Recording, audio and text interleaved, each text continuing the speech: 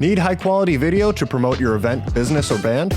We can help. We're Pixel Pond, a video production team based in the Pacific Northwest, providing high-quality content to clients across the U.S. and Canada. Whether you want coverage of your live event to promote for next year, or need a camera and a camera operator for your next big project, we can accommodate projects of all sizes. Your story is important. Visit pixelpondllc.com or send an email to info@pixelpondllc.com to get started today. We can't wait to work with you.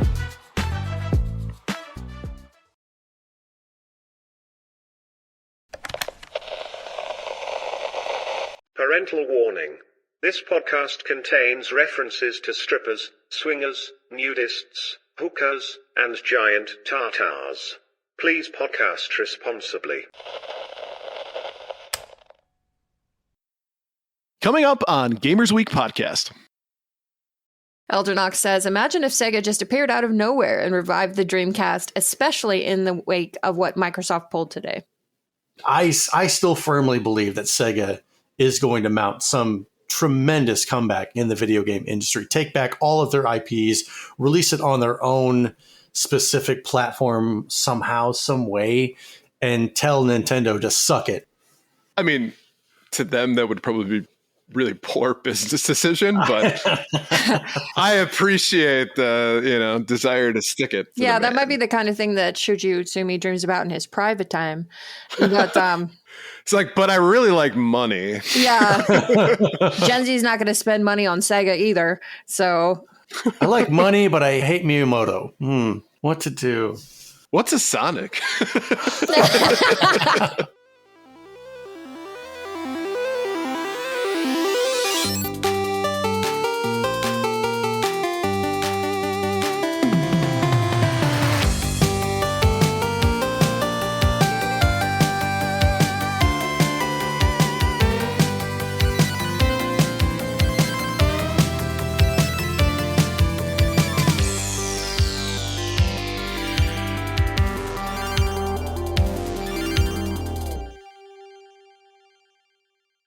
Anybody have any plans for the 4th? Going to Dollywood. Really? Dollywood. I have never been. So why now? Just they got fireworks, and kids wanted to see fireworks. What kids? My niece and nephew are here for the week. Oh, okay. So right now I'm streaming from my bed. Okay. I was like, wait a second, that's your couch, man. so you see how he's got it strategically placed to cut off all the stains. Man, you know me so well. This is not fair. We've known each other a long time. Was 10 years? Something Plus. like that. Jeez. It's funny. You just said 10 years, and I'm like, oh, like 2010? Because, yeah, Shh. Don't think too hard about it. It's fine. Only dreams. Only dreams. Yeah. See, and you can tell the show is starting out well because Dee says, Ryan is not allowed to talk about my nuts. You're going to love my nuts. No one can resist my sweaty balls. On that note, welcome to Gamers Week podcast. Like the name says, we analyze the best, the worst, and the weirdest headlines of the past week in the video game industry.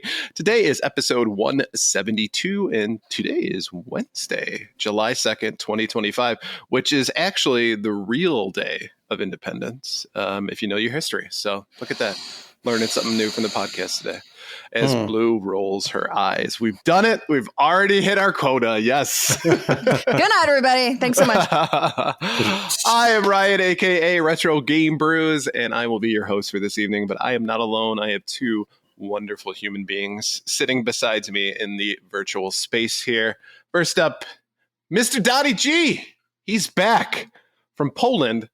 A little disappointed, though.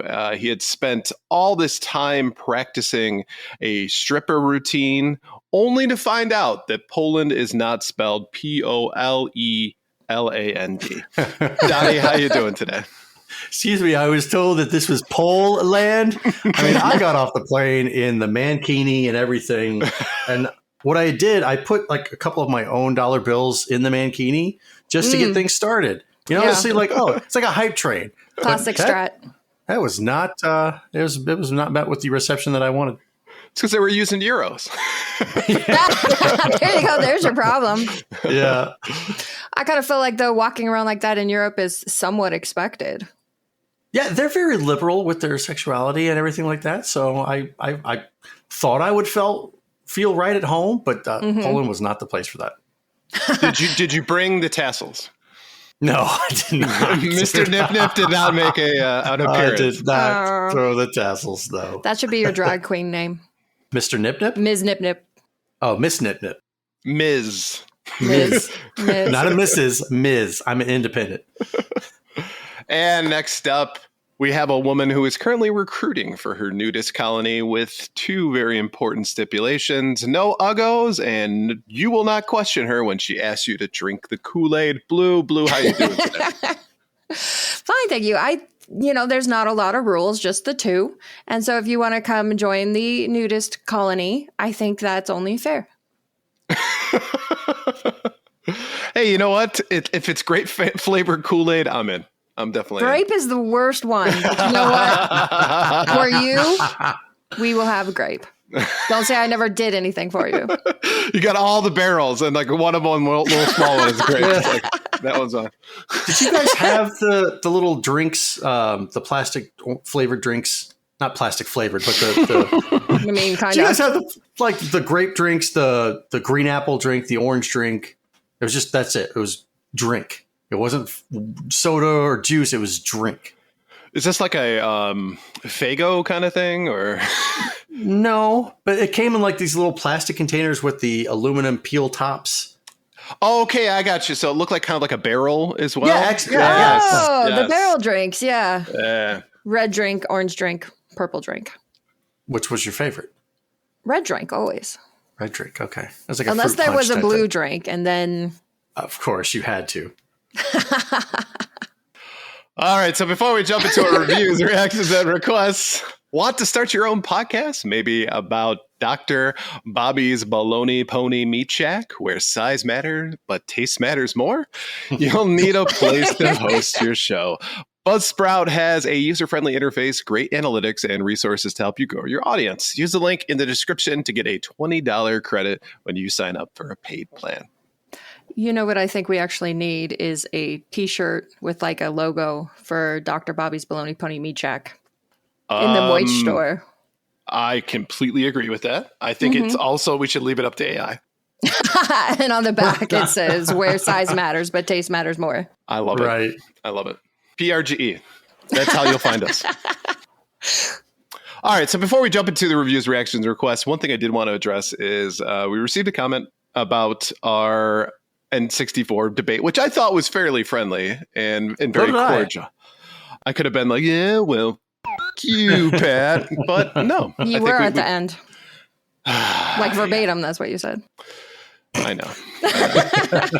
Just trying to forget that. Nonetheless, there was one that came up, and a person had taken offense to the idea that I said that there are only 2 RPGs on the system, and one of them is good, and gave me like an entire list of RPGs that were on the system, which I looked into them, and a vast majority of them were Japanese releases only, which I don't speak Japanese. So thanks for that. I did find that there was one other one that was a traditional RPG, not a tactical RPG or an action-adventure game with RPG elements, but a traditional RPG, Aiden's Chronicle. So I will admit when I'm wrong. I was wrong in that instance. However, I did look up the reception on it, and it scores a 48 out of 100. So I think my point about there being only one good RPG on the N64 still holds true. So I'm going to stick to that. And there you go. Do you feel better now?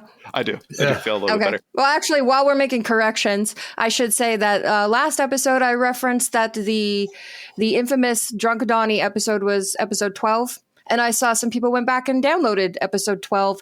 And that's my bad. The infamous episode was episode 11. But the good news is those people who went and downloaded episode 12 got to hear our fantastic interview with Howard Scott Warshaw. There we go. If that was one of you looking for Drunk Donnie, I apologize. But you did get a pretty good consolation prize. I sound nothing like Howard Scott Warshaw whenever I'm drunk. Not even when you're drunk. No. All right, first off, it's from Block's Gaming Review. It says, I don't think the N64 is overrated, largely because it hasn't ever had the greatest of reputations. Its library is small, the controller is divisive, and it wasn't a huge seller. Still had some of the best games of the era, but it can be a polarizing console for many. I think that's a fair assessment. Mm-hmm. Huh. Go ahead. You have the floor. I mean, okay, so I'm not a big fan of the N64. I like it's okay, but hasn't ever had the greatest of reputations. Read the next comment.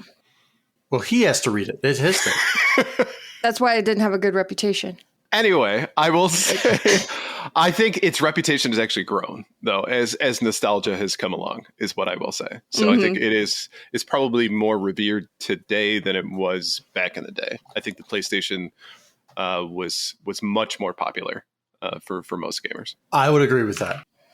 Next up, greatest games. Yes, the N64 was overrated because of the hype at the time was off the charts. Nintendo built expectations incredibly high and then kept promising a 64 disk drive attachment to make up for the main shortcomings of the system. Storage space, only Japan received it. It wasn't bad, but it was overrated.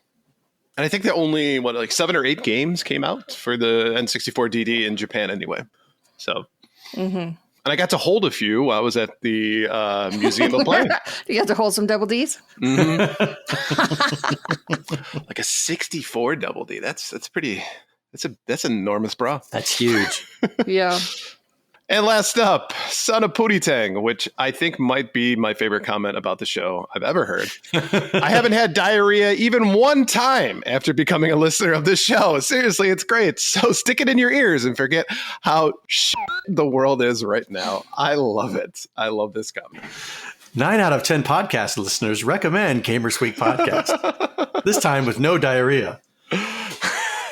I think we should create commercials, right? Like a pharmaceutical commercial. Have you thought about trying Gamers Week podcast? Well, I did reply to Son of Pootie Tang. I did a quick little Photoshop on a Pepto-Bismol ad with our logo on it. Nausea, heartburn, upset stomach. No, wait. Nausea, heartburn, indigestion, upset stomach, diarrhea, and then just slap the Gamers Week logo on the bottle of Pepto-Bismol. We will be selling those at PRG. What won't we be selling at PRG? Absolutely nothing, up to and including Donnie's body. What? Hey, we're gonna have an auction.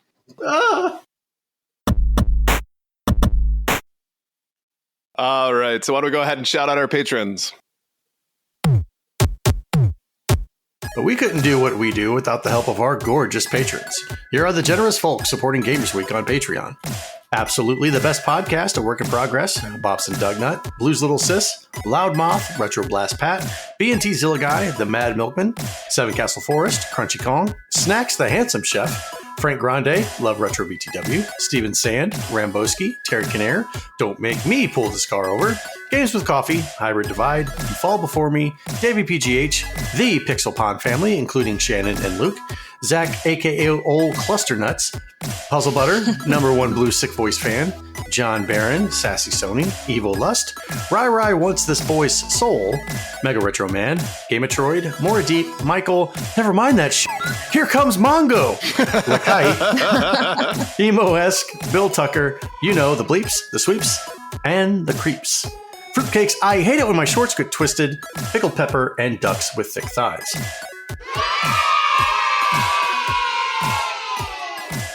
If you like what you hear today, and we really hope you do, please consider joining us on Patreon. Your support helps cover the cost of producing the show, as well as other cool stuff we'll be doing, like prizes and giveaways.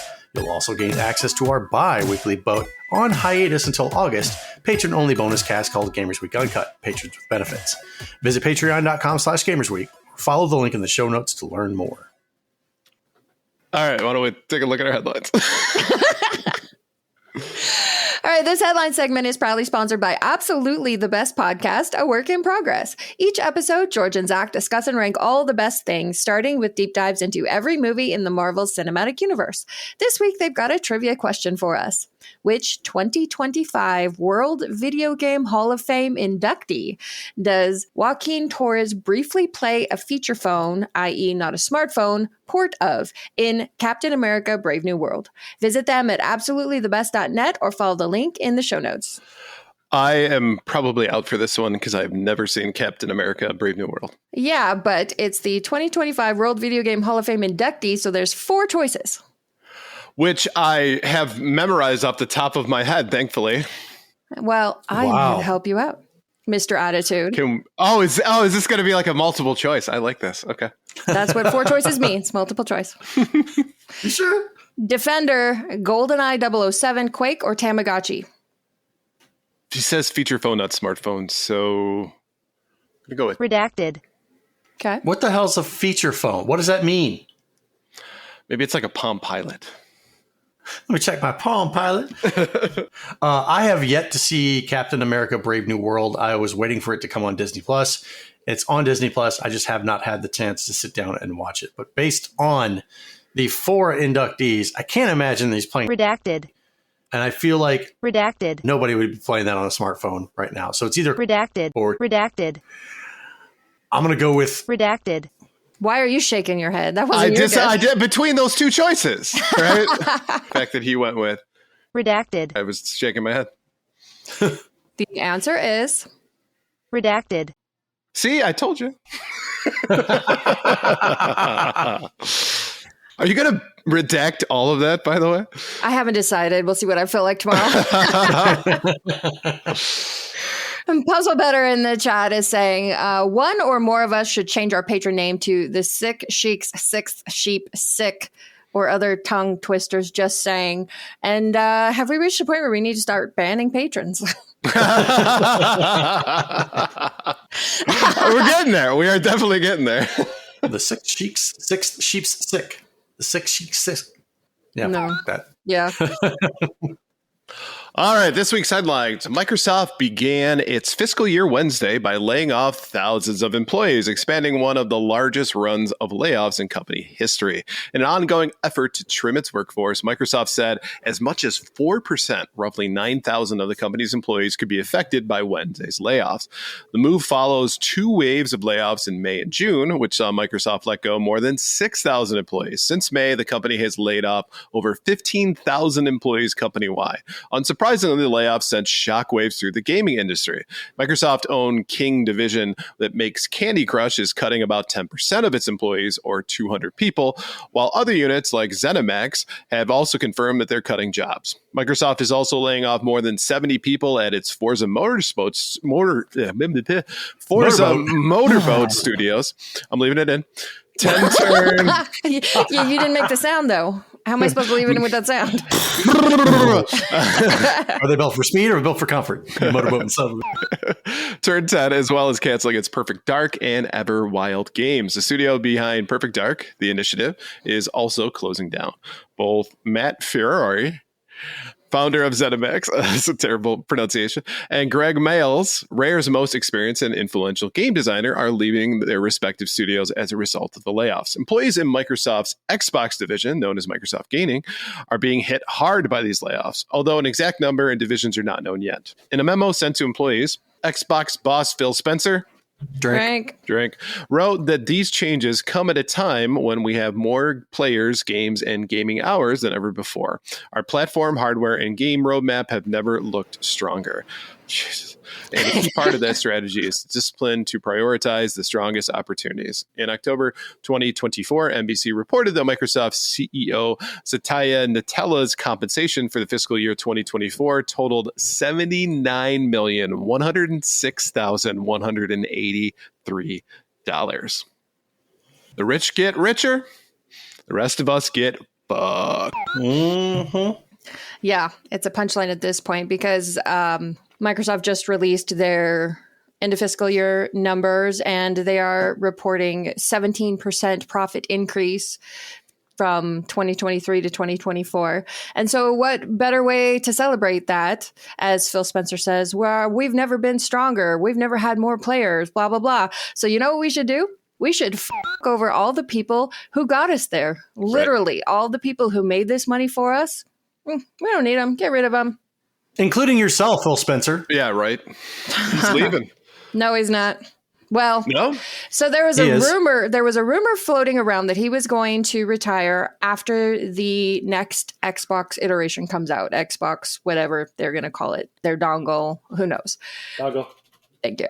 Dongle. And then Microsoft quickly swooped in after that and said, no, he's not. He's not retiring. Nobody said anything like that. So something that just came out 8 hours ago said that he's working with Sarah Bond to ensure a smooth transition for her takeover as CEO of Microsoft Gaming once he retires. Mm-hmm. And then if you keep searching, they quickly refuted that, or at least claimed I to. don't like to do my own research. Well, that's refreshing sometimes. But I mean, who knows? Because CEOs only stay there so long. Right. And it's about time. It would make sense for Phil to move on. There's no reason to believe he wouldn't leave eventually. Yeah, Eldronok said, I want out of this timeline. Take me back to the 90s and early 2000s, please. Yes. Yes, please. Yes. Yeah. I mean, I don't really know what to say about this topic that we haven't said before. It's the same CEOs who are letting go of people, who are shuttering down studios. Microsoft has done, like, they've purchased studios en masse. And for what, I mean, to get the IPs, great, but then they shutter the studios that have made those IPs what we know of today. And so where do you go from that? If you shut down a studio that's known for this IP and the success of this IP, do you hand that IP off to another studio internally and say, here, try to do something with this? Okay, well, we try. Oh, nope, that's crap. We're going to shut you down too. I mean, look at like a game like Perfect Dark. That would be a perfect opportunity for that franchise to be revitalized, right? And we're not going to get a chance to experience that because Microsoft owns that IP now because it's part of Rare. So we're never going to see a sequel to Perfect Dark, and that to me is a shame, honestly. And if we're talking about N64 games that I actually like, Perfect Dark is one of them, ironically enough. And I think it's GoldenEye. I'm sorry, I think it's a better game than GoldenEye, right? As far as first-person shooters go on the system. So I would have loved to see another one of those. So it's not only is that we're losing out, or people are losing out on their jobs, which we've talked about en masse or at great length, rather. That is extremely unfortunate and it sucks. But we're also, as a result of all of these cancelations and layoffs, we're losing out on really good content that could be, and then will never be as a result. So it's a double whammy for all of us, I think, as gamers. This is a net zero for all of us. Yeah, and the Perfect Dark remake was announced last year at Summer Game Fest with great fanfare, and people were super excited. I mean, I don't see any reason why the game would not have been hugely successful. Completely will literally never know why they decided to cancel it. Not only just cancel it, but close the studio entirely, which is crazy. Of course, let's all remember that they have put a ton of money into their Microsoft Muse AI program. So they're just trimming the fat so they can, We all know why this is happening and what they hope to do with this money they're quote unquote saving, besides continue to buy each other yachts and Ferraris. I think Mako Rhapsody said it well. Yes, very sad. Anyways, look at our quarterly profits. Right, yeah, exactly. So Microsoft purchases Team Cherry. Shut the f up. What the hell are you doing? Oh, he put that out there. It's in the ether and now. Then shuts down the studio before they could release a song. For those of you who are listening on the audio show, she just slinked down into her chair. And all we can see is just like the little part of the top of her head. I have no more will to live. Thank you. No. As if the world wasn't dark and horrible enough. You have to go and put more dark and horrible things out there. And you're the worst kind of person, and I hate you. That's the shittiest thing that Microsoft. I mean, that's the shitty kind of thing that Microsoft would probably end up doing. Right. D says, I was going to make a joke about popping the cherry, but I guess it's not the time. But $79 million CEO Satya Nadella received. Now, to be clear, it's like 72 million in stock options. Which, by laying people off, his stock options explode and go higher. Of course. Yeah. So that will probably continue to grow.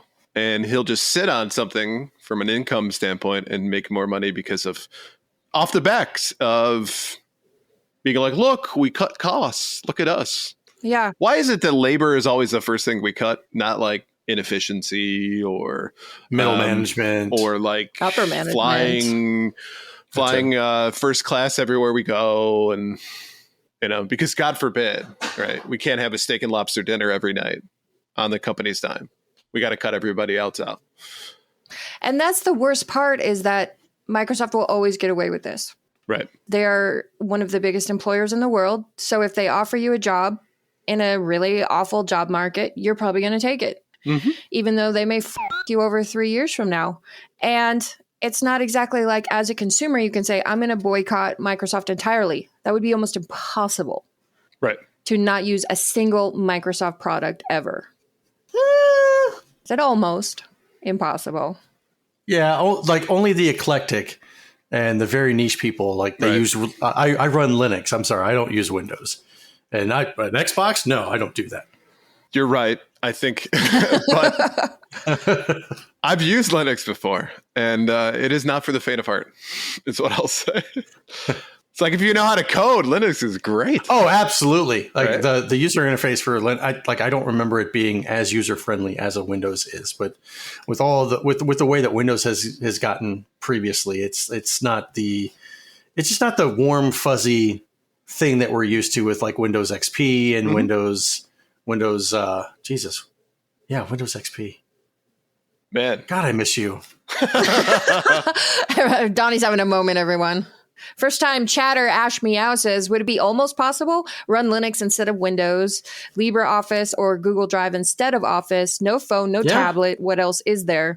Right. The day-to-day life of no phone, no tablet, that's tough. You can do it if you're very determined, but that's tough anymore. Yeah, I got an iPad. That's my tablet. It doesn't run Windows. I've got an iPhone. That's not Microsoft. But you can game on your Mac PC. I don't have one of those. Got it. And that's what I was going to say, because at work, the company I work for, everybody has a Mac. But you know what we use? Microsoft Teams. Yeah. That's funny. Same here. Yeah. You're right, Ash Meow. As in, Microsoft doesn't make a phone or a tablet. They used to. I did have a Windows phone back in 2010, and that thing sucked. The worst interface I've ever seen. Hands down. All right, next up, video game spending has taken a nosedive among Gen Z, according to data from American research group Circana. So, yeah, that too. That too. In a June 24th report from the Wall Street Journal, Circana found that young Zoomers were spending nearly 25% less per week on video games than in 2024, while purchases for accessories, small appliances, technology, and total general merchandise, wow, that's a catch-all, have all dropped with young adults. Merchandising.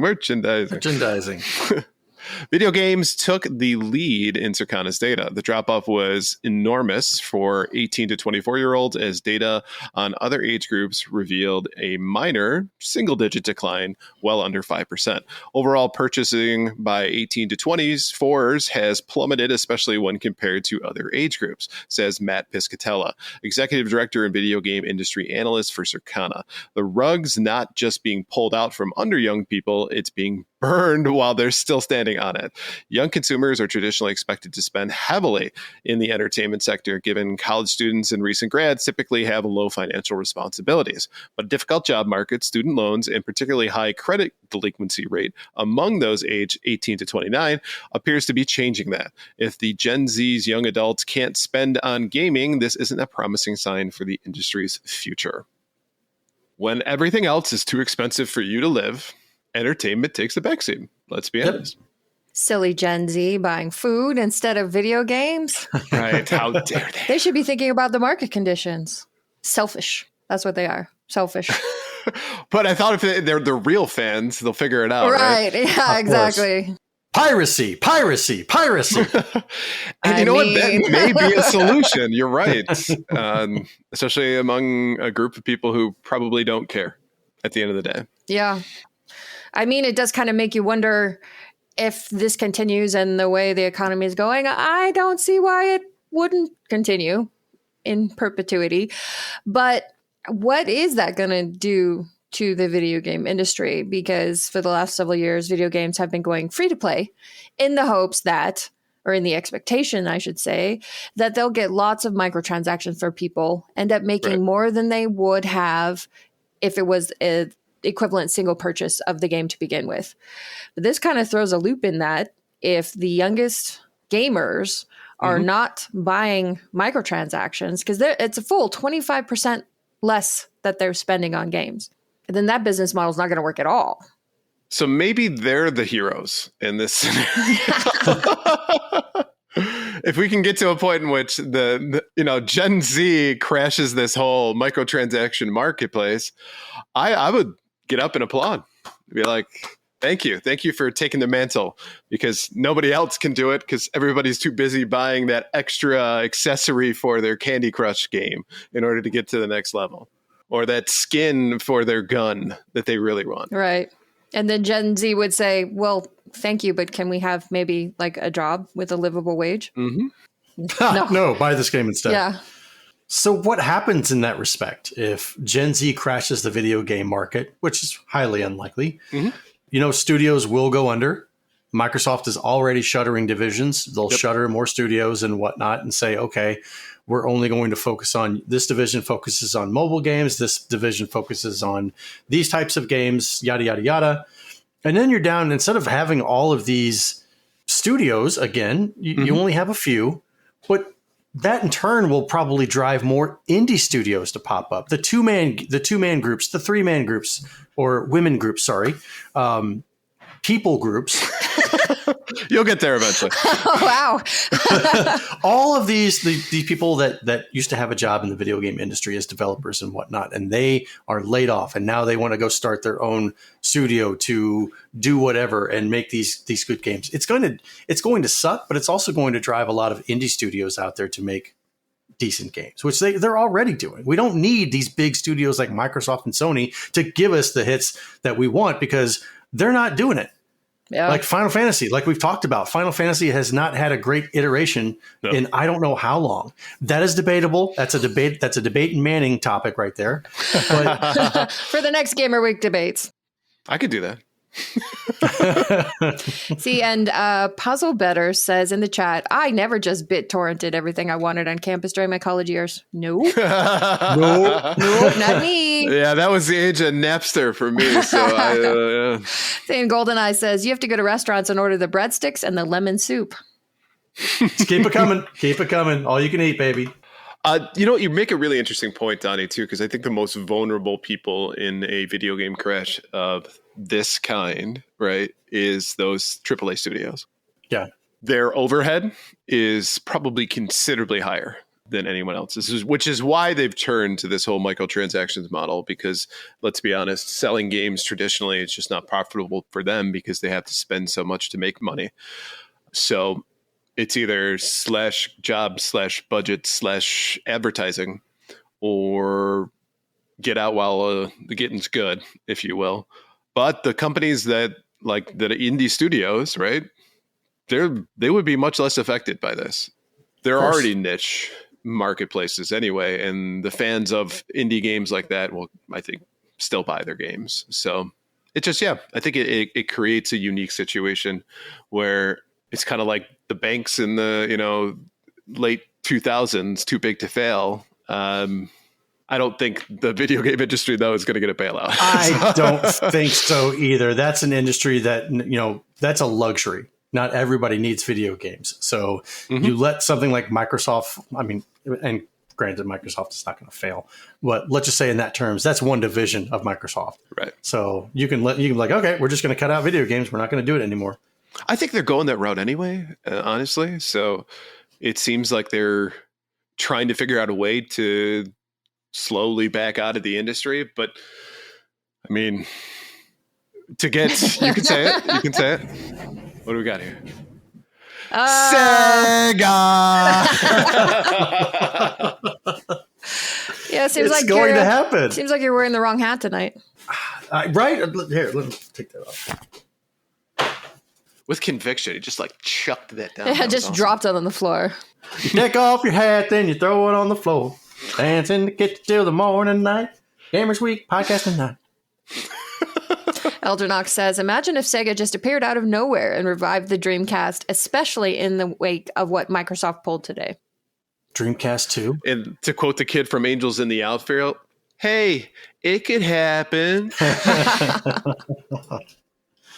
I don't know if Sega should be getting back into the console think so business either. because their track records with that is just abysmal. But I still firmly believe that Sega is going to mount some tremendous comeback in the video game industry, take back all of their IPs, release it on their own specific platform somehow, some way, and tell Nintendo to suck it. I mean, to them, that would probably be really poor business decision, but I appreciate the desire to stick it. Yeah, that might be the kind of thing that Shuji Utsumi dreams about in his private time. But It's like, but I really like money. yeah, Gen Z's not going to spend money on Sega either. So I like money, but I hate Miyamoto. What to do? What's a Sonic? All right, next up, the AI startup Runway, which recently partnered with AMC Networks, is now trying to break into the gaming industry. The company has plans to launch its latest platform called Game Worlds next week. The new tool lets Runway users create something akin to an interface text-based game that can generate text and images from AI. Even though Game Worlds can only produce basic designs for now, the company's CEO, Cristobal Valenzuela, that was a terrible Spanish accent, I apologize. I don't think you pronounced a single name right tonight. Yep. In hoping that it will be the first step towards AI use in the gaming industry. Valenzuela told The Verge that generated video games are coming later this year, adding that Runway is looking to partner with video game companies, which will be able to use the company's AI tools while it gets access to video game datasets to train its AI on. However, the use of AI in video games has already drawn a lot of criticism from industry professionals, even leading to the SAG-AFTRA union striking against video game companies using its members' likenesses and voices to train AI. Runway has faced its own controversy for reportedly training its AI on YouTube videos and pirated movies despite being against the video's platform terms. That's the steward I want for the future of AI video games. What could go wrong? Right. So listen, this is for business purposes. We shouldn't have to pay for this stuff. Let's get this stuff for free so we can make more profit. Well, why can't I do it? I'm just a broke college student. Well, we need your money. So you can create games for them, right? Right, because if you create your game on this, it's not your game. Right. 100% guarantee it's not your game. Right. So you're going to train their AI by saying, these are the things I want. And it's going to compile all that data and say, gamers are really looking for this experience in the aggregate. Let's create a game that way. And you have trained basically Skynet on how to kill you. Not only that, you've paid them for the privilege of doing it, because this will be a free use tool. You'll pay them to use Runway. You'll create content for them. You'll train their AI for them. They will profit and you will get nothing. That's a great business model. You get nothing. You lose. But even better, you'll think that this is a great idea. Mm-hmm. And you know what I think the worst part about that is that there are so many people out there that want to get involved with this whole AI revolution, right? So there are going to be people who are very willing to be a part of this and to contribute, right? And not aware, maybe potentially of the outcomes, or maybe they are, I don't know. But nonetheless, this is not something that will just fade away into obscurity. I'm sure that there will be examples of that. And we'll be talking about it on the show. Oh, yeah, another game from Runaway Studios, blah, blah, blah, blah, blah. For their Games World platform, here's what you can expect. And again, we've talked about this from a creative standpoint. AI is just not there. It probably won't be there for another 10 years from what we can say. And then you're going to bring this up 2 years from now and prove me wrong. And you're going to say, I have the receipts, Blue. I never do that. We've been talking about virtual reality since the 90s and how, Right. just a couple years away. It's just a couple. Look what they're doing now. It's a couple years away. It's continuously a couple of years away. And AI is good for certain things, like compiling a bunch of data really quickly and saying, hey, like, oh, give me a recipe for this. Bam, here you go. How do I do this? Bam, here you go. But we've talked about this before, generating video games that actually bring out the human emotion in people that makes you want to play a video game and stay connected to a video game. I don't think it has that. It doesn't know the human heart. Well, that's why Runway needs you to train it for them. I think, there is a sense of that element of human connection, right? That experience of being a human that maybe AI just doesn't understand. I mean, AI is super polite when you talk to it. So they've got that down. Good for ChatGPT. But when we can figure out how to not make 6 fingers on someone's hand, I think that's a good start. You asked too I've much. seen some messed up AI stuff. I think it's interesting to look at these 3 news stories that we've covered so far tonight, see the patterns that kind of emerging. Microsoft laying off people, Gen Z not spending money on video games either because they're not interested or because they can't. New AI startups, not just in video games, but in the world at large. It's almost like the tech industry is trying to force the next, essentially, industrial revolution, where we are going to replace the mass workers with this super efficient system, and then we won't need people anymore. Right. Well, everybody wants to be the first because then you get the jump into the marketplace, right? Of course. First to market is everyone's goal. The only problem Everybody is follows you. After right, that. right. A lot of companies are looking to do that, but the only problem is that in order for them to have an completely AI generated game, everything is built from the ground up from an AI perspective. It needs to be an absolute banger for everyone to be convinced. Otherwise, everyone's going to look for that single flaw and say this is crap because we had a computer make it and not a human being. Have we seen all that we can see from video games? No, I don't think that's the case. I mean, you think about the core genres that are out there: role playing, platformers, roguelite, whatever, card deck games. What else is there? We've done full motion video. We've done all this stuff. Full motion. He brings up full motion Full video. motion video. That was the peak. We may as well just stop there. I think every 10 years or so, we always have this thought, like we've done it all. And then something comes along that becomes a game changer. And we didn't see it coming. Battle Royales, right? Like Fortnite. Nobody saw that coming. Minecraft. Huge. Nobody saw it coming, And so I still hold hope that there's something else that can grab our attention. That's a new genre. That's a completely different way to play.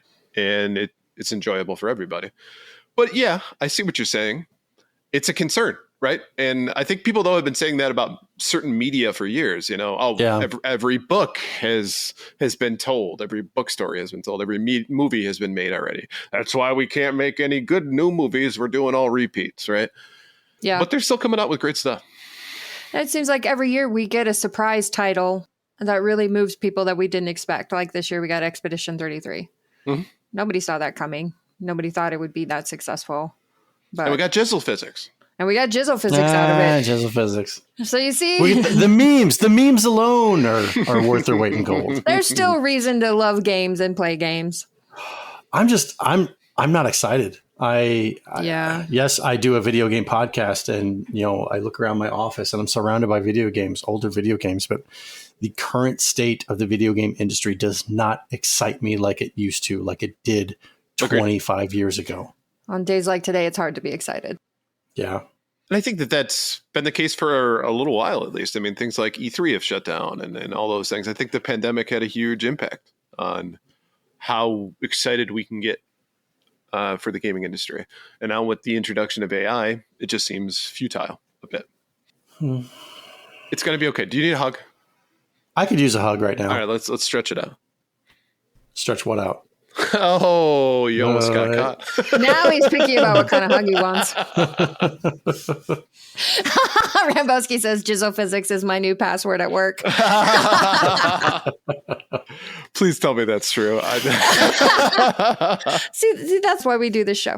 Absolutely. Moments like that. New password cannot be the same as old password. Oh Some of their IT team is looking at it. It's like, say Jizzle Physics? When I have to reset my password too many times, I just set it as F you and whatever the company is that's making me do it. Yep. Oh, yeah. When I was about to leave my previous company, it was, I fucking hate this place. And then the next one was, I can't wait to go. F you all. Yep. And every time I log into my computer, I can't wait to go. And then you have to call tech support to unlock it for you. What's your password for this account? Well, you got a pen? I forgot. Yeah. You should be able to check it in your database. My boss made it up for me. And Rambowski says, it's true, Professor. That's his password. You're my hero. You are my hero. All right, next up, Nintendo's ability to ban Switch 2 consoles from accessing all online features has come under fire from Brazil's consumer rights watchdog, which has now launched a legal challenge. Brazilian authorities have argued that Nintendo's recent updated user agreement, which grants the company the ability to vastly limit any Switch 2 consoles' functionality, violates users' right to access services that they've paid for. Procon SP, Sao Paulo's Office of Brazil's Public Consumer Protection and Defense Program, has now requested that Nintendo ditch their clause from its user agreements. In a statement, Procon SP said that it has already lodged a complaint with Nintendo of America and that Mario Maker has now appointed a legal team to look at the issue. Reports of the Switch 2 consoles being banned from accessing online services has repeatedly surfaced since the platform's launch last month. Users impacted by the issue have suggested that the bans are tied to the usage of flash memory cards and specifically the MIG Switch device, which can enable game piracy. But at least 2 users have now reported buying a secondhand Switch 2 from a major retailer with the ban already in place, prompting fears that more banned consoles will end in the hands of new owners. And according to accounts from users with banned consoles, Nintendo customer support has said that block is permanent. In a Reddit post last month, one poster claimed that Nintendo's permabanned their Switch 2 due to the username TwinkLink and was apparently told by Nintendo. God, that's great. The permaban cannot be lifted even by Nintendo itself. Pour one out for TwinkLink. I know, right? Like I went through that Reddit post just like, what the heck is going on? Because, in the late night Mario Kart lobbies, you see some names. You see some filthy names. And so I was like, there's no way that TwinkLink gets you banned. But this user in the Reddit thread was swearing up and down that that was the case. And it wasn't their account. It was their sister's account using their Switch. She changed her name to TwinkLink and poof, then it was banned. And supposedly this user calls Nintendo support. Nintendo support apparently is laughing their ass off on the phone and says, it's probably your username that did it. And then advises them, we can't turn that off. You might as well just take it back to the store. I don't buy it, but no, I don't buy it for a username. Come on. They would just say, hey, you need to change. At the very least, they would say you need to change this name is not allowed. This person probably did something malicious. Now their account is permabanned or their console is just bricked. Yeah, you can still play a game. but you can't access the eShop. You can't do anything else. You can't play online with your friends. And you're going to see a lot more people return these back to the store. Oh, my Switch broke. I don't know. Can I get a refund or a replacement? And then that company will be like, all right, we'll just repackage it, send it back to somebody else. Now you buy it, give it to little Timmy for his birthday. Yay, I got a Switch too. I'm going to go onto the eShop. Banned. You know, and that's actually, it sounds like that's what happened to 2 users, is that somebody who obviously was doing things maliciously, trying to get around, probably from a piracy perspective, kind of ended up playing the retail company for aloof because they probably have a 30-day return policy, right? Yeah. And so. But here's what I don't get, and what I kind of don't buy either about this is Nintendo stupid enough to brick the console itself rather than the user account. That's a good point. What does it matter if the console's already been paid for? What I think she's saying is that wouldn't it make more sense to permaban the user rather than try to make it so that that console can never be used ever again? Well, if Nintendo's so against the secondhand market, that's a good point. Then what does it matter to them? They've already received the money for the Switch 2. They don't want people to have the ability to go out and resell their Switch 2 to somebody else and resell that to another store and have them resell it. So to them, they don't give a shit. Fair, but this also doesn't solve your problem because the user can just go do it again. Live to pirate another day, so to speak. Yeah, buy another Switch 2. Get banned again. Nintendo's still getting the money. It'll be interesting, though, to see what happens with this legal challenge that has been filed. Would this set a precedent for other countries to pursue it? Does anybody else care? Or would Nintendo say, well, we've had to change it in one country. We may as well update all the countries just because.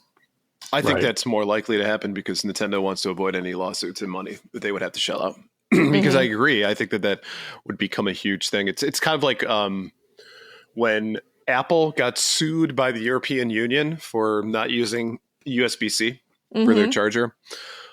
So the next iteration of the iPhone, Apple was like, screw it. No more Apple Lightning or whatever the hell they were using. We're going to switch to USB-C.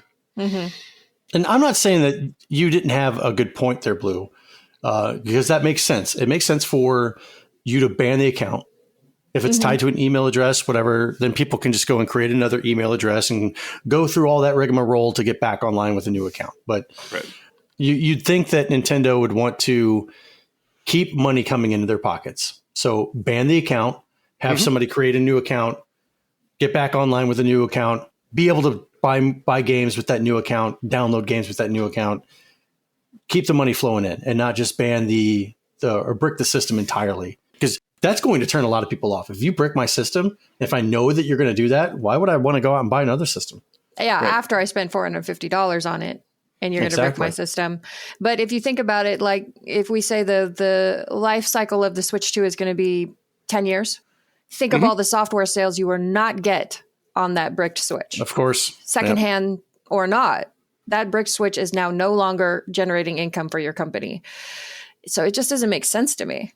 Right. 100%. And if you do sell that Switch 2 to somebody else, you are right. They will then log in with their account, be able to go in and download games and buy games and stuff and keep that revenue train coming into Nintendo. So that makes sense. Agent Nil says, even the old Xbox 360 bans only ban the console and not the account. They want you to buy another one. Oof. It doesn't make sense to me. That makes zero sense to me. The only thing I can think of it's like an extra security feature because maybe it's really easy for you to just make a new account and get around the ban. Well, but that's on them though, right? Because isn't it? It's a whole IP thing. It's a whole, IP, and then wouldn't they be able to tell if this credit card or this phone number is already attached to this account? So you can't have another account that has this phone number attached to it. Detach your phone number or credit card from the old account. Well, that account's banned, so you can't. Well, sorry. Yeah, but couldn't you just buy like a $6 SIM card, throw it into your phone, and activate it, and then and just chuck the SIM card? Get a burner phone. Yeah, get a burner phone. Never use it. Right. Or, and here's a thought: get the stick out of your ass and just let people pirate a game or two. Clutch the pearls. You're going to make more money in the long run by not banning these people and by not bricking these consoles. Right. I think I'm going to change my name though to Twinklink and see how it goes. See if I get permabanned. You don't even have a Switch 2. No, not on the Switch 2. On the Switch 1. See if just test the waters, right? Yeah. And you're not a twink. Let's be honest. Yeah, I'm more like a bear or an otter. I'd say an otter. Yeah. Well, if Twinklink gets you banned, then you'd think Otterlink should as well.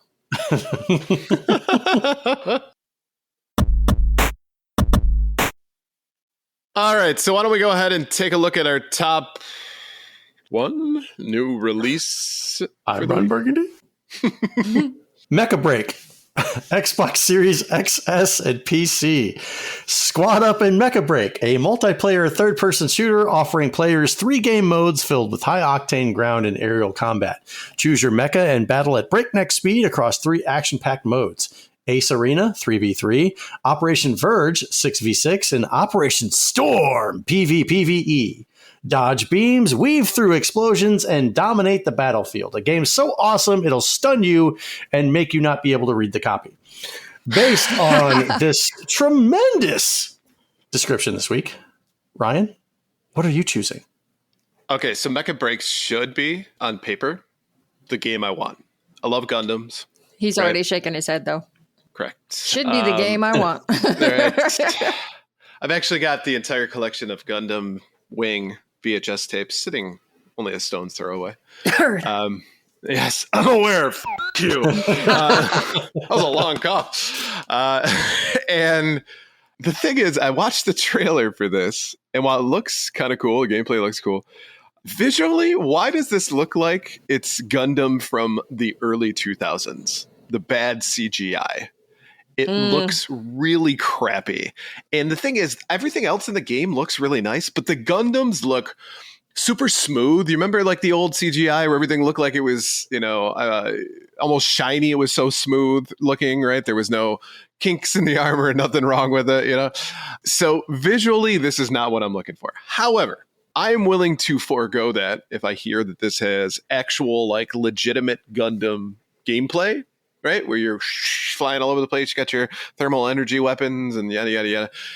If I find out that that's the case, I'll check it out. But from just first glance, it's disappointing, is what I'll say. So right now, I'm going to pass. Okay. Well, that's interesting. Blue, how about you?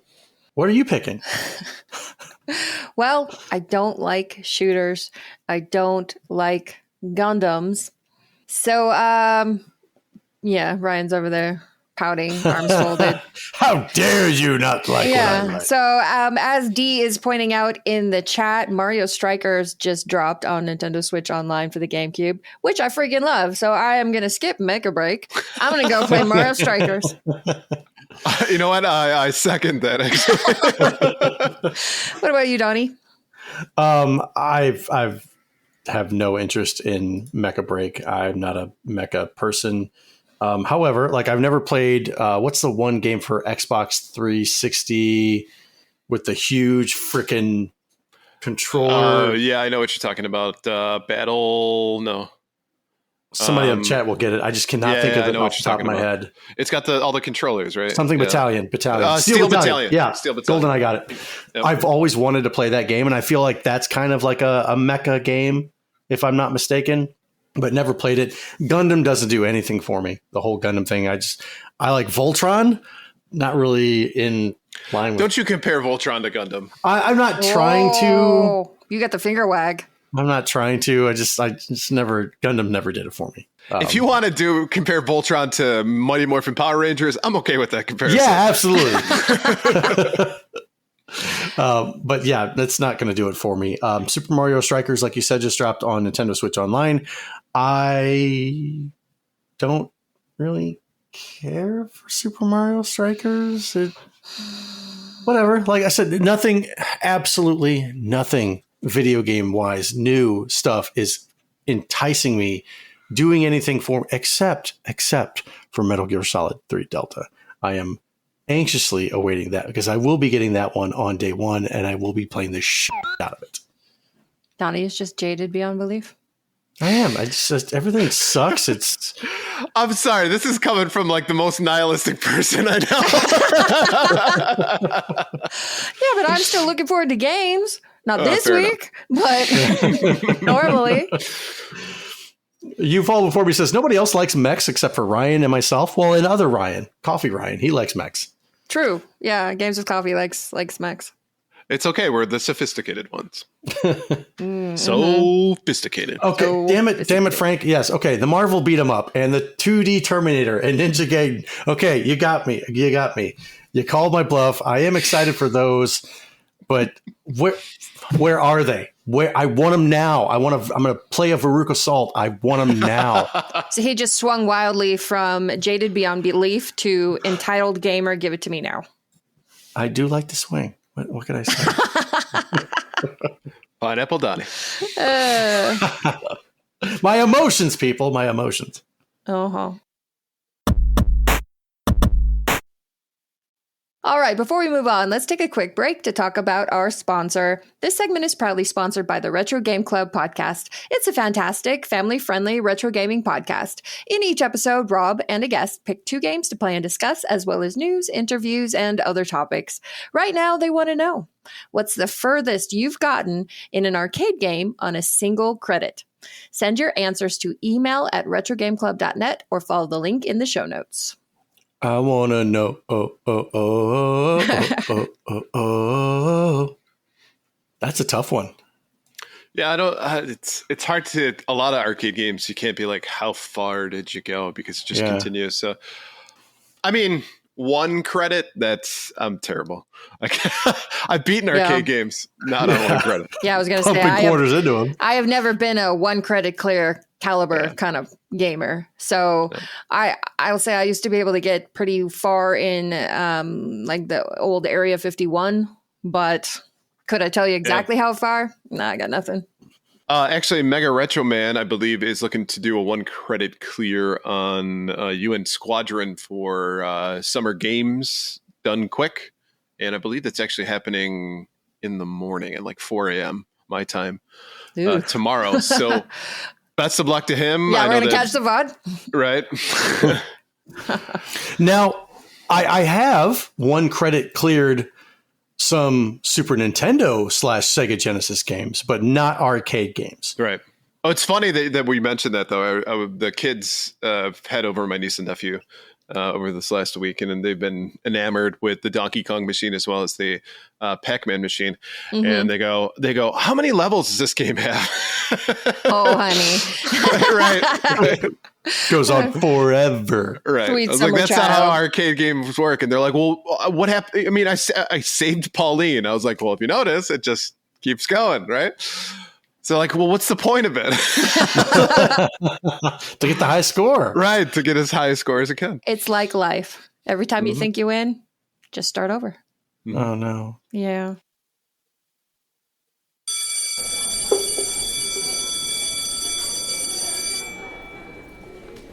All right. Thank you for coming, students. Please take your seats and welcome to a new segment called Professor Rybread's Nostalgia 101. It's not new. I just felt like being nostalgic about nostalgia. So in today's lesson, we'll be celebrating a film that turned 35 this year. Those Turtles in a Half Shell and We're Green. We're, of course, going to be talking about TMNT, the movie. Yes. Straight up, rock on. That movie. Still holds up to this day. Oh, 100%. Blue, you probably didn't see it when it came out. I have never seen it. Oh my God! Oh, what the hell? I think we should just stop the podcast, have her watch it, and then I'll come back to this.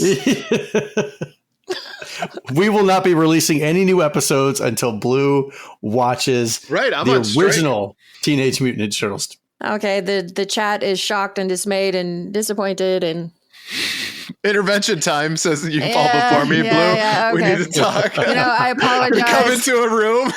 I apologize for letting everyone down. All right, so I got to get my composure. Okay, I'm back. I think you know somebody. You ever had one of those movies that's more than a movie? Yes. Kind you just didn't watch, you lived it. kind of film that soaked into your bones, your schoolyard conversations, your Halloween costumes, your pizza orders. For me, that movie was, of course, Teenage Mutant Ninja Turtles, 1990.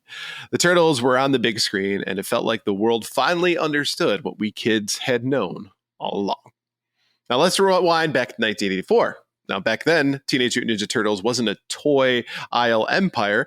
It was a black and white indie comic created by two broke artists, Kevin Eastman and Peter Laird, who were joking around with sketches of martial artist reptiles. It was meant to be a parody, a wink to the grim and gritty comic trend of the day, but something happened. The joke turned into a hit, and before long, it spawned a toy line, a cartoon, and a generation of kids who thought heroes in a half shell were just part of the natural order of things. And I was one of those kids, and besides Blue, we all were. And in the late 80s, when rumors started flying of a live-action Ninja Turtles movie being made, that was like hearing Santa Claus was going to drop kick the Easter Bunny in a pay-per-view event. It was that exciting.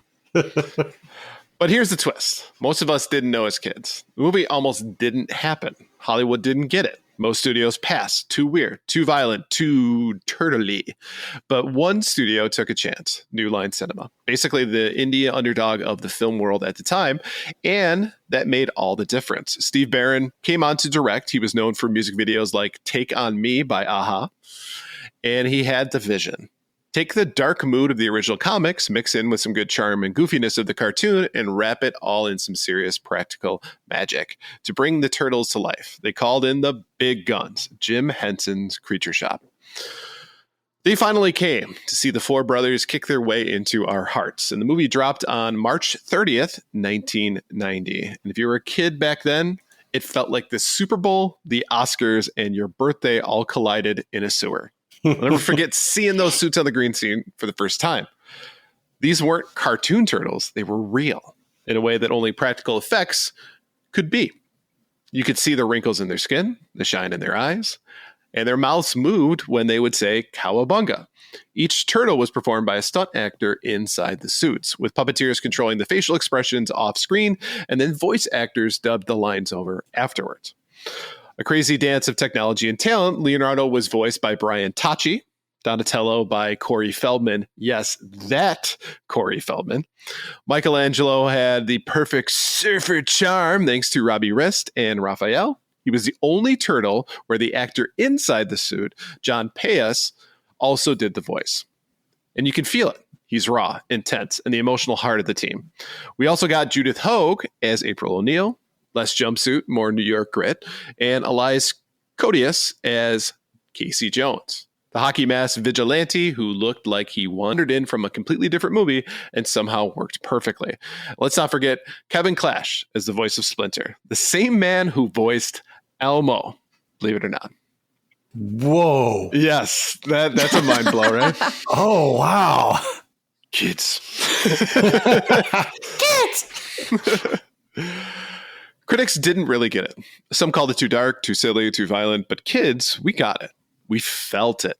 The themes, family, identity loss, standing up for what's right, even if you're a mutant and live under Manhattan. Those weren't lost on us. The film made over $200 million worldwide, turning a $13 million indie project into a cultural phenomenon. At the time, it was the highest grossing independent film ever made. Suddenly, every playground had four kids yelling, "I'm Michelangelo," and at least one poor soul had to be Splinter. Looking back, I realize how much the movie shouldn't have worked. Rubber suits, animatronic martial arts, talking animals. It's a recipe for disaster on paper, but what they made was magic. I still remember the emotional beat where Splinter tells the turtles he loves them, sitting in a rusty cage, battered and bruised, and it hit. Spoiler alert for you, Blue. Even all of the jokes and pizza and skateboard flips, the movie had heart. Sure, it launched a couple of sequels, Secret of the Ooze in 1991, Vanilla Ice, Ninja. Go, Ninja, go, Ninja, go. And the time-traveling TMNT 3, we don't talk about that. It is essentially the prequels to Star Wars. We forget that it exists. And they were fun in their own way. But man, the third one, like the turtles look so crappy. Oh, yeah. That's horrible. But nothing matched the first one, let's be honest. So it wasn't perfect, but it was ours. It was weird and bold and brilliant and a little too violent for its own good, but it made me believe that a rat could raise 4 turtles into heroes. And honestly, that's the kind of movie magic we don't see often enough anymore. I hope that was a real note that the studio got. Too turtley. Too turtley? It's, what's the word? Turtley. Too turtley. Too turtley. Am I not turtle enough for your turtle club? Master Disguise. That's not a that movie sucked. It's terrible. Yes. Well, thank you for attending today's Nostalgia 101. And just a reminder, if you have an idea for a story you'd like to hear, message us at gamersweekpodcast@gmail.com, and we might feature your suggestion. I want an Elmo cut of this movie where all of Splinter's lines are said as Elmo. So it's, I'm proud of you, my sons. Tonight you have learned the final and greatest truth of the ninja. The ultimate mastery comes out of the body, not the mind. If they did that, I would love it. Oh my God. Ironically, the easiest way to get that done?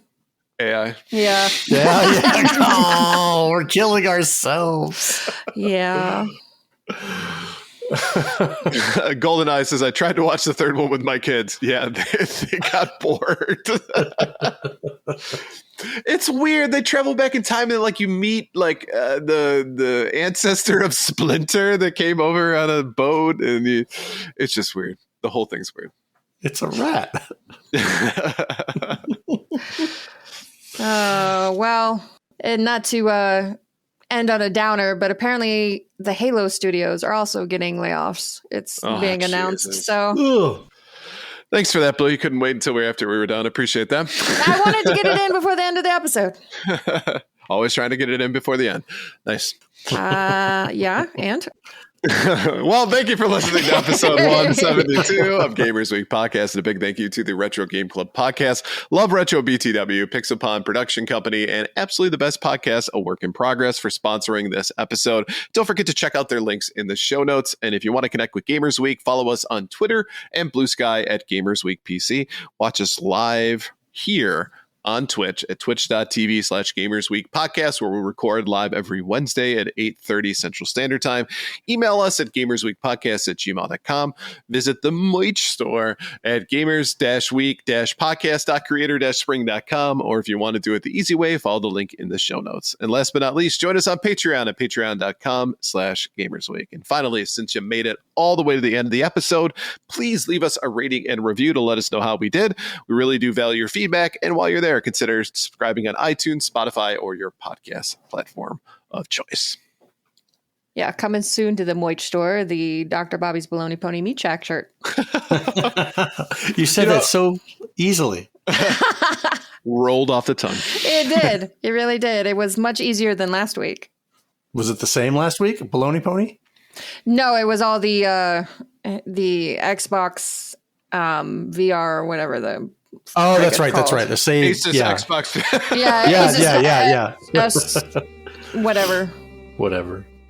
Well, thank you guys for stopping by for the live show. We always appreciate it. We appreciate the comments and just the suggestions. So thank you guys. It means a lot to us. So can't thank you enough for being a part of the show. Oh, and happy Independence Day. Yeah, happy 4th for those who celebrate. And we'll see you next week. I don't know why I was looking over there. You're right there. There you go. All right. Bye now. Bye. Bye. Bye.